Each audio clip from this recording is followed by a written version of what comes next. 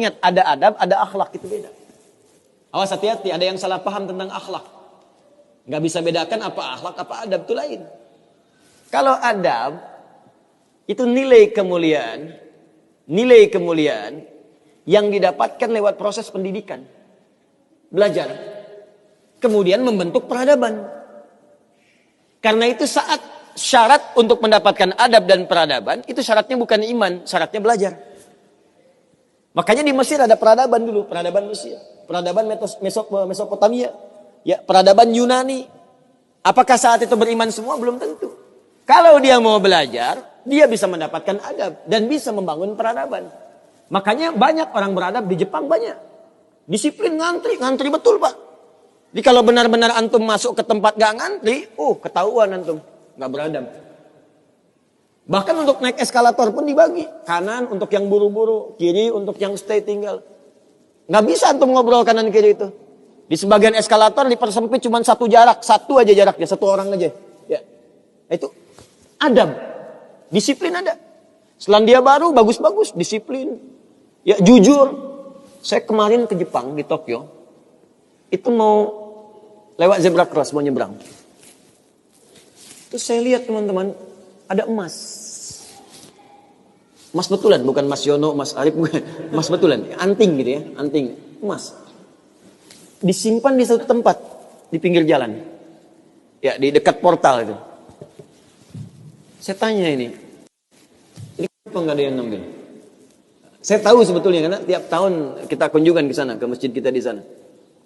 Katanya, Masya Allah Ustaz, di sini, kalau ada barang apapun, ditemukan di jalan, tidak ada yang berani ngambil. Kalau dia di jalan tempat orang lewat, akan dipindahkan ke pinggir. Ya, supaya tidak rusak, tidak terkena injakan orang dan sebagainya. Dan mudah orang menemukannya. Jadi kalau dia nyusur kemana, cari ke pinggirnya. Ya, kalau kemungkinan dia bisa nyampaikan, dia cari petugas kepolisian terdekat, dia sampaikan. Supaya dicarikan siapa pemiliknya. Kalau bisa diantarkan. Itu adab namanya. Adab. Jadi kalau Anda ingin mendapatkan adab, ya, ukurannya tidak hanya negeri muslim, non-muslim pun bisa mendapatkan itu. Tapi akhlak beda. Akhlak itu nilai kemuliaan yang dihasilkan dari proses ibadah kepada Allah Subhanahu wa taala. Makanya ada orang beradab tapi belum tentu berakhlak.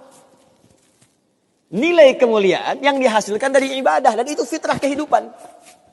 Makanya kehidupan kita saat diciptakan, ya, prosesnya disebut khalaq. Iqra bismi rabbikal ladzi khalaq, proses penciptaannya. Yang menciptakan disebut khaliq. Quran surah Quran surah 96 ayat 1, sekarang Quran surah 15 ayat 28. Wa idz qala rabbuka lil malaikati inni khaliqum basyara. Di proses penciptaannya disebut khalaq, penciptanya disebut khaliq. Makanya Allah disebut sang khaliq. Kita makhluk. Bentuknya bisa jin, ya, bisa manusia, bisa hewan. Makanya saat disebutkan jin dan manusia menggunakan khalaq. Wa ma khalaqtul jinna wal insa illa liya'budun.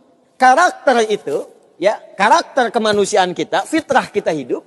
Kalau ingin mulia, maka diharuskan ibadah, liya'budun, ibadah. Supaya apa? Mendapatkan akhlak.